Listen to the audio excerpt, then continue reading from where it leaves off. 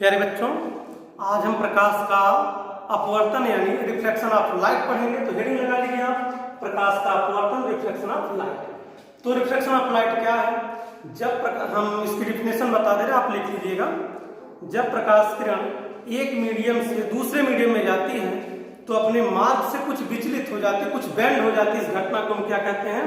प्रकाश का अपवर्तन कहते हैं। जैसे देखिए, पहला मीडियम है, यह दूसरा मीडियम है, यह रियर है और यह डेंसर है। तो यानी रियर का मतलब क्या है? विरल है, और डेंसर मतलब सघन है। ये हमारी प्रकाश किरण जिसको हम आपतित किरण कहते हैं, और इंग्लिश में इंसिडेंट रे, और यह जो रे जा रही है इसको हम रिफ्लेक्टेड रे यानी अपवर्तित किरण। और ये जो पॉइंट है इसको हम क्या कहते हैं? इस पॉइंट को कहते हैं पॉइंट ऑफ इंसिडेंस। और पॉइंट ऑफ इंसिडेंस पर एक नॉर्मल होता है जिसको हम अभिलंब कहते हैं। तो नॉर्मल और जो इंसिडेंस रे के बीच जो एंगल होता है उसको हम कहते हैं एंगल ऑफ इंसिडेंस। नॉर्मल और रिफ्लेक्टेड रे के बीच जो एंगल होता है उसको हम कहते हैं एंगल ऑफ रिफ्रैक्शन। इसको हम एंगल ऑफ रिफ्रैक्शन होने के कारण इसको आर से डिनोट कर रहे हैं, और एंगल ऑफ इंसिडेंस होने के कारण इसको किससे? आई से डिनोट कर रहे हैं। तो प्यारे बच्चों, प्रकाश के अपवर्तन का मतलब क्या हुआ? प्रकाश किरण जब एक माध्यम से दूसरे माध्यम में जाती है तो सीधे नहीं जा पाती है। देखिए, इसको ऐसे सीधे जाना चाहिए था, लेकिन सीधे ना जाकर के क्या हो गई? कुछ बेंड हो गई, कुछ मुड़ गई। इसी घटना को हम क्या कहते हैं? इस घटना को हम प्रकाश का अपवर्तन कहते हैं। तो आइए, अपवर्तन में दो नियम है। सादा पे सब जानते भी होंगे क्योंकि आप प्रकाश का परावर्तन पढ़े थे। तो इंसिडेंट रे का हिंदी में हम कहते हैं आपतित किरण, रिफ्लेक्टेड रे को हम कहते हैं अपवर्तित किरण, और पॉइंट ऑफ इंसिडेंस का मतलब क्या है? आपतन बिंदु। नॉर्मल का मतलब अभिलंब है, और एंगल ऑफ इंसिडेंस का मतलब जो आपतन कोण, एंगल ऑफ रिफ्लेक्शन का मतलब अपवर्तन कोण। तो आइए हम जानते हैं प्रकाश अपवर्तन के दो नियम हैं। पहला नियम क्या है? आपतित किरण यानी इंसिडेंट रे अपवर्तित किरण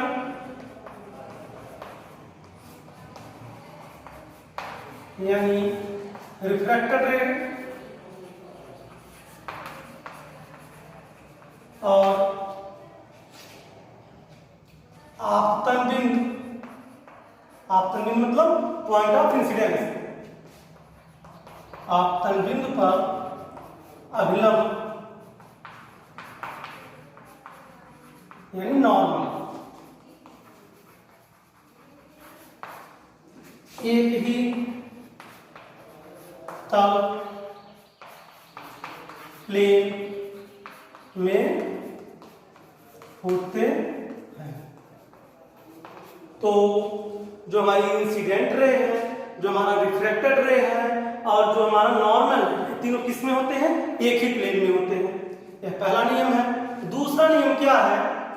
इसको मिटा दे रहे हैं। दूसरा नियम है, ये जो एंगल ऑफ इंसिडेंस है इसकी ज्या, और एंगल ऑफ रिफ्लेक्शन इसकी ज्या, दोनों का जो रेशियो होता है कांस्टेंट होता है।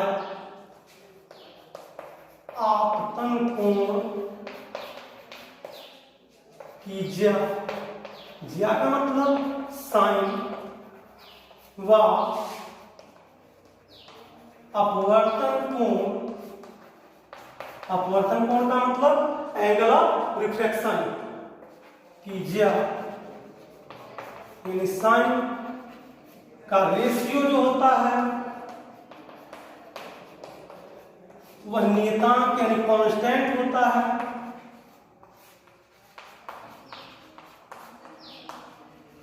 मतलब साइन आई अपॉन साइन आर इक्वल क्या हो जाएगा? कांस्टेंट। कांस्टेंट है। क्या है बच्चों? यहीं से एक और रूल हम आगे इसके आगे पढ़ेंगे। क्या है?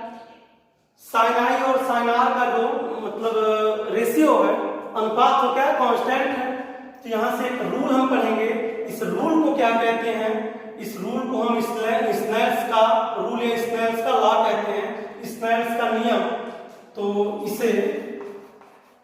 अपवर्तन में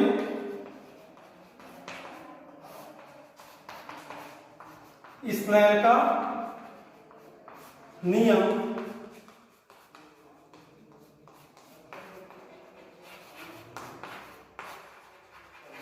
कहते हैं। इसे हम अपवर्तन स्नेल का नियम कहते हैं। और इसको एक चीज और, पहले माध्यम के सापेक्ष दूसरे माध्यम का हम अपवर्तनांक कहते हैं। फर्स्ट मीडियम के रिस्पेक्ट में सेकंड मीडियम का हम क्या कहते हैं? रिफ्रैक्टिव इंडेक्स कहते हैं। तो आइए जानते हैं रिफ्रैक्टिव इंडेक्स क्या है। लिख भी देते हैं इसे पहले माध्यम के, सॉरी यहां जगह नहीं है, मिटा देंगे इसको। ये रहा बच्चों, इसको हम अपवर्तनांक कहेंगे। आगे भी हम इसकी चर्चा करेंगे, बट इसको यहाँ पर थोड़ी सा बता दे रहे हैं। पहले मीडियम के सापेक्ष दूसरे मीडियम का क्या कहते हैं? रिफ्रैक्टिव इंडेक्स यानी अपवर्तनांक कहते हैं। तो 1n2 equal sine I upon sine are.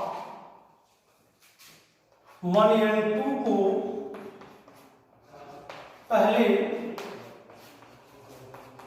माध्यम के सापेक्ष दूसरे माध्यम का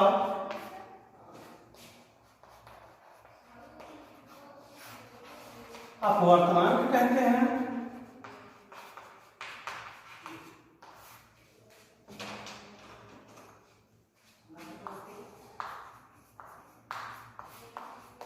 और प्यारे बच्चों, यह भी याद रखना आप लोग, कहीं कहीं पर जैसे 1n2 ऐसे लिखते हैं, कहीं कहीं पर इस चीज को ऐसे लिखा जाता है n लिख करके 2 1, बट दोनों एक ही बात है।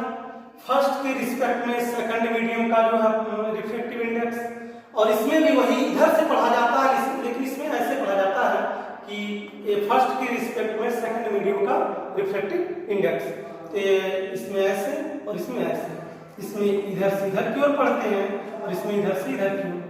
बोलेंगे तो ये n2 1 ही, बट समझेंगे कि पहले माध्यम के सापेक्ष दूसरे का अपवर्तनांक, और ऐसे लिखा है तो पहले माध्यम के सापेक्ष दूसरे का अपवर्तनांक 1n2 n2 1। तो थोड़ी ध्यान देना, इस चीज में लोग कंफ्यूज होते हैं, आप कंफ्यूज मत होना। जैसे लिखा है ANG, तो एयर के रिस्पेक्ट में ग्लास का अपवर्तनांक हुआ, और अगर ऐसे लिखा है AG, एयर के रिस्पेक्ट में ग्लास का रिफ्रैक्टिव इंडेक्स है यानी अपवर्तनांक है। तो याद रखना, दोनों बातें एक ही, दोनों दो बात नहीं है। आप चाहे जैसे लिख सकते हो, सुविधा इसमें होती है ज्यादा, तो हम ऐसे लिखते हैं। तो आइए आगे बढ़ते हैं। और इनसे क्या रिफ्रैक्टिव इंडेक्स यानी अपवर्तनांक जो है प्रदर्शित करते हैं, रिप्रेजेंट करते हैं। आइए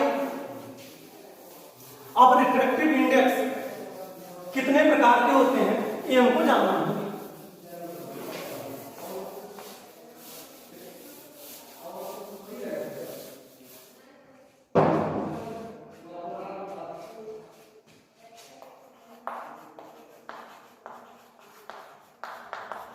अपवर्तनांक यानी रिफ्रैक्टिव इंडेक्स।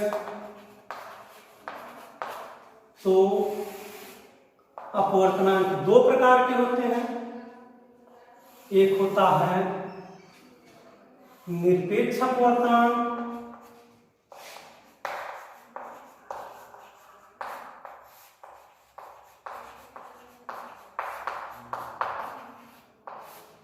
इसको कहते हैं एब्सोल्यूट रिफ्रैक्टिव इंडेक्स, और दूसरा होता है सापेक्ष अपवर्तनांक।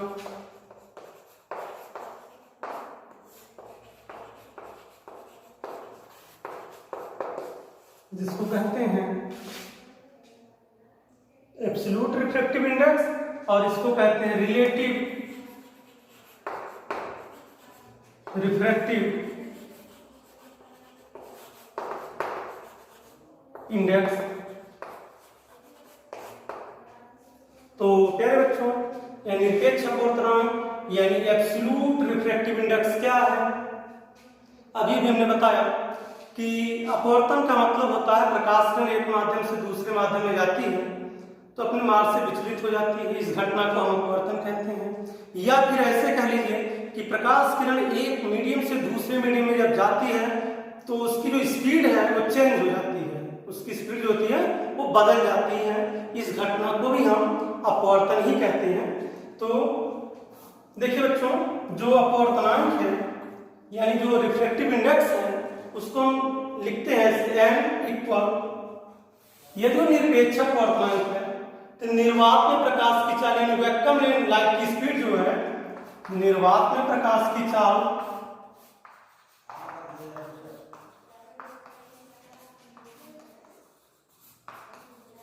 अपान, निर्वात में प्रकाश की चाल को हम किससे डिनोट कर सकते हैं? c से, और अपान माध्यम में प्रकाश की चाल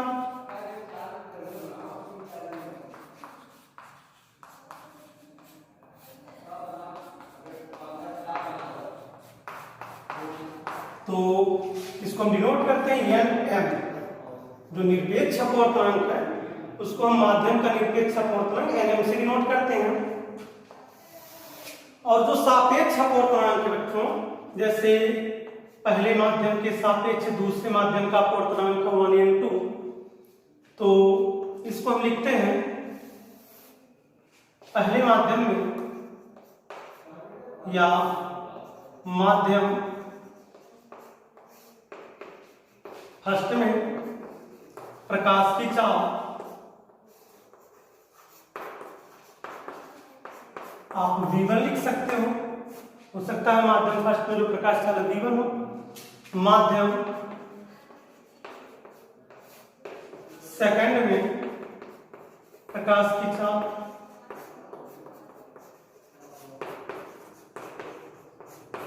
v2। तो प्यारे बच्चों, यहां से और यहां से अगर हम रिलेशन निकालें, जैसे अगर हम मान लीजिए, तो शायद आप समझ गए होंगे कि सापेक्ष अपवर्तनांक यानी रिलेटिव रिफ्रैक्टिव इंडेक्स और निरपेक्ष अपवर्तनांक यानी एब्सोल्यूट रिफ्रैक्टिव इंडेक्स में क्या दोनों में अंतर है। जैसे इसमें क्या होते हैं, दो अलग अलग माध्यम होते हैं, एक वाटर हो सकता है, ग्लास हो सकता है।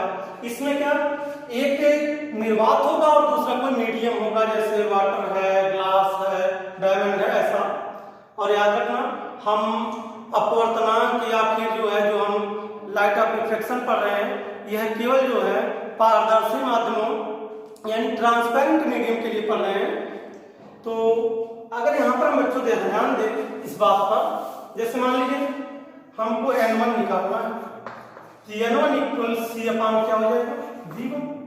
और n2 निकालना है तो n2 इक्वल क्या हो जाएगा? c अपान v2। तो हम यहां से अगर v1 और v2 का वैल्यू निकालें, जैसे v1 इक्वल क्या हो जाएगा? v1 इक्वल c अपान n1 और v2 इक्वल c अपान n2, ये हो जाएगा। और v1 और v2 के वैल्यू रखें तो हम देखेंगे 1n2 इक्वल v1 का वैल्यू क्या है? v1 का c अपान n1, c अपान n1, और v2 का वैल्यू क्या है?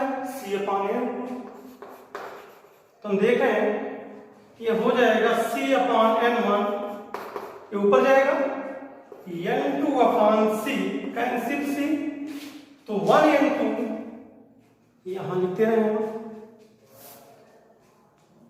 कहा यहां 1n2 इक्वल n2 अपान n1।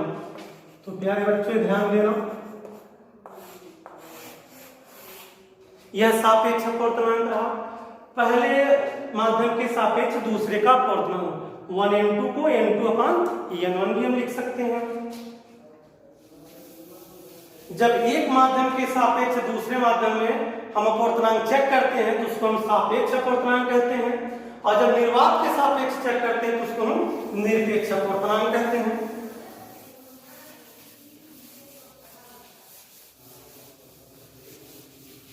तो प्यारे बच्चों, आप वेब में फार्मूला पढ़ेंगे, v इक्वल क्या होता है, एफ लैम्डा, यानी तरंग की जो स्पीड है उसकी फ्रीक्वेंसी और उसकी वेवलेंथ का मल्टीप्लाई करने पर क्या हमको प्राप्त होती है। तो 1n2 इक्वल n2 अपान हमने n1 पढ़ा और ये होता है v1 अपान v2 के बराबर। अभी हमने पढ़ा था v1 के जगह पर वाला रखा था, v2 के जगह पर तो यह आया था। और v1 यानी बच्चों एक चीज याद रखना होगा हमको, जब हमारी वेब एक मीडियम से दूसरे मीडियम में जाती है तो उसकी फ्रीक्वेंसी नहीं बदलती, सब बदल जाएगा, उसकी स्पीड बदल जाएगी, उसका वेवलेंथ बदल जाएगा, बट उसकी फ्रीक्वेंसी नहीं बदलेगी। हमेशा याद रखना, एक काफी महत्वपूर्ण बात है। तो v1 इक्वल हम लिख सकते हैं f लैम्डा, v2 इक्वल लिख सकते हैं f लैम्डा 2, बट याद रखना f नहीं चेंज होगा, फ्रीक्वेंसी कांस्टेंट, फ्रीक्वेंसी स्थिर रहेगी। तो v1 अपान v2 करें तो लैम्डा 1 अपान लैम्डा 2 मिलेगा, इक्वल लैम्डा 1 अपान लैम्डा 2। तो इस प्रकार से प्यारे बच्चों हमें पता चला कि जो माध्यम का अपवर्तनांक है वो किन किन बातों पर निर्भर करता है। तो माध्यम का अपवर्तनांक, पहली बात तो प्रकाश की चाल पर, कि उस मीडियम में प्रकाश की चाल यानी प्रकाश की स्पीड क्या है। दूसरी बात, उस जैसे प्रकाश कई कलर में होते हैं, रेड होता है, वायलेट होता है, तो रेड की तरंग दैर्घ्य ज्यादा होती है, वायलेट की तरंग दैर्घ्य कम होती है। तो लैम्डा 1 और लैम्डा 2 ये भी बदलेंगे। जैसे रेड प्रकाश के लिए अपवर्तनांक कुछ आएगा, वायलेट प्रकाश के लिए अपवर्तनांक कुछ आएगा, ठीक है, येलो के लिए अपवर्तनांक कुछ आएगा। यानी अपवर्तनांक प्रकाश के रंग और प्रकाश की चाल पर, मीडियम में प्रकाश की क्या स्पीड है, दोनों पर निर्भर करते हैं।